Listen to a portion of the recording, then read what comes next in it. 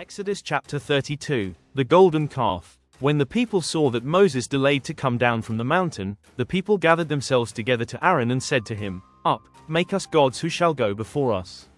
As for this Moses, the man who brought us up out of the land of Egypt, we do not know what has become of him." So Aaron said to them, "Take off the rings of gold that are in the ears of your wives, your sons, and your daughters, and bring him to me." So all the people took off the rings of gold that were in their ears and brought him to Aaron. And he received the gold from their hand and fashioned it with a graving tool and made a golden calf. And they said, "These are your gods, O Israel, who brought you up out of the land of Egypt." When Aaron saw this, he built an altar before it. And Aaron made a proclamation and said, "Tomorrow shall be a feast to the Lord." And they rose up early the next day and offered burnt offerings and brought peace offerings. And the people sat down to eat and drink and rose up to play. And the Lord said to Moses, "Go down, for your people, whom you brought up out of the land of Egypt, have corrupted themselves. They have turned aside quickly out of the way that I commanded them.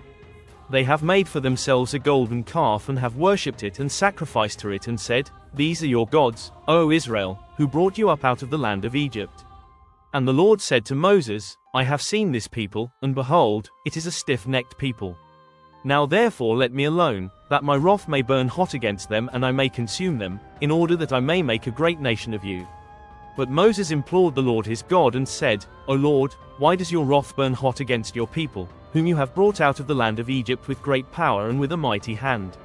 Why should the Egyptians say, with evil intent did he bring them out, to kill them in the mountains and to consume them from the face of the earth? Turn from your burning anger and relent from this disaster against your people. Remember Abraham, Isaac, and Israel, your servants, to whom you swore by your own self, and said to them, I will multiply your offspring as the stars of heaven, and all this land that I have promised I will give to your offspring, and they shall inherit it forever.' And the Lord relented from the disaster that he had spoken of bringing on his people. Then Moses turned and went down from the mountain with the 2 tablets of the testimony in his hand, tablets that were written on both sides, on the front and on the back they were written. The tablets were the work of God, and the writing was the writing of God, engraved on the tablets. When Joshua heard the noise of the people as they shouted, he said to Moses, "There is a noise of war in the camp." But he said, "It is not the sound of shouting for victory, or the sound of the cry of defeat, but the sound of singing that I hear." And as soon as he came near the camp and saw the calf and the dancing, Moses' anger burned hot, and he threw the tablets out of his hands and broke them at the foot of the mountain. He took the calf that they had made and burned it with fire and ground it to powder and scattered it on the water and made the people of Israel drink it. And Moses said to Aaron, "What did this people do to you that you have brought such a great sin upon them?" And Aaron said, "Let not the anger of my Lord burn hot. You know the people, that they are set on evil. For they said to me, 'Make us gods who shall go before us.' As for this Moses, the man who brought us up out of the land of Egypt, we do not know what has become of him. So I said to them, 'Let any who have gold take it off.'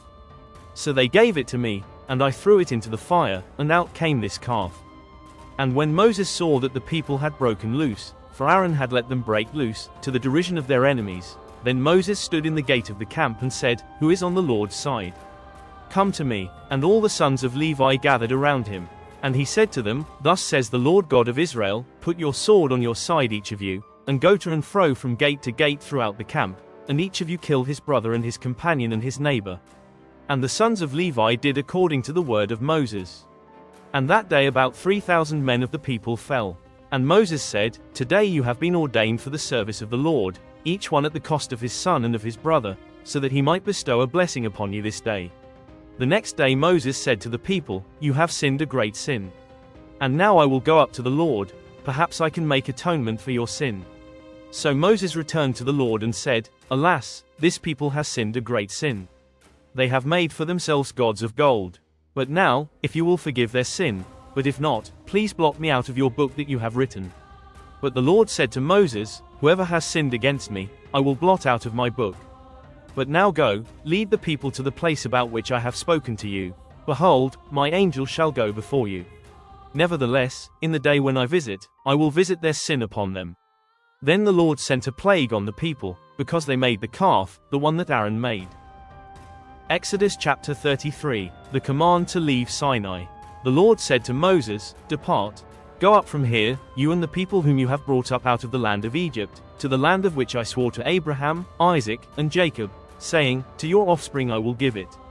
I will send an angel before you, and I will drive out the Canaanites, the Amorites, the Hittites, the Perizzites, the Hivites, and the Jebusites. Go up to a land flowing with milk and honey, but I will not go up among you, lest I consume you on the way, for you are a stiff-necked people. When the people heard this disastrous word, they mourned, and no one put on his ornaments. For the Lord had said to Moses, say to the people of Israel, you are a stiff-necked people. If for a single moment I should go up among you, I would consume you. So now take off your ornaments, that I may know what to do with you. Therefore the people of Israel stripped themselves of their ornaments, from Mount Horeb onward. The tent of meeting. Now Moses used to take the tent and pitch it outside the camp, far off from the camp, and he called it the tent of meeting. And everyone who sought the Lord would go out to the tent of meeting, which was outside the camp. Whenever Moses went out to the tent, all the people would rise up, and each would stand at his tent door, and watch Moses until he had gone into the tent.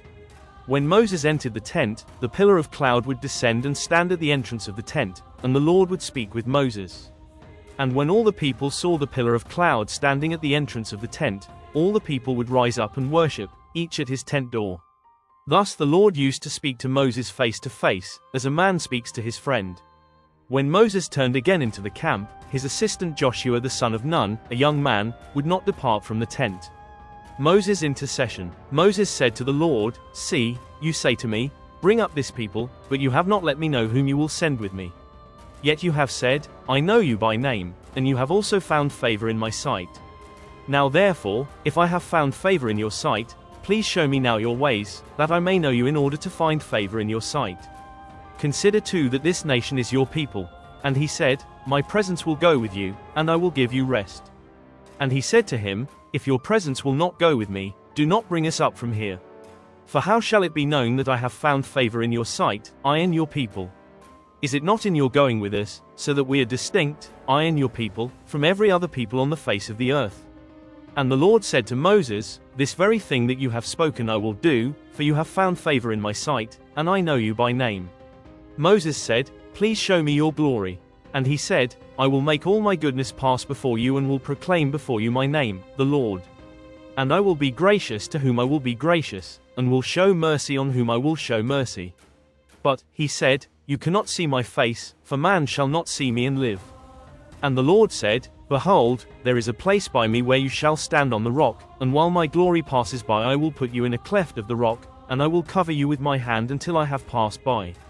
Then I will take away my hand, and you shall see my back, but my face shall not be seen. Exodus chapter 34. Moses makes new tablets. The Lord said to Moses, cut for yourself 2 tablets of stone like the first, and I will write on the tablets the words that were on the first tablets, which you broke. Be ready by the morning, and come up in the morning to Mount Sinai, and present yourself there to me on the top of the mountain. No one shall come up with you, and let no one be seen throughout all the mountain. Let no flocks or herds graze opposite that mountain.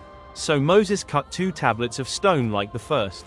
And he rose early in the morning and went up on Mount Sinai, as the Lord had commanded him, and took in his hand 2 tablets of stone.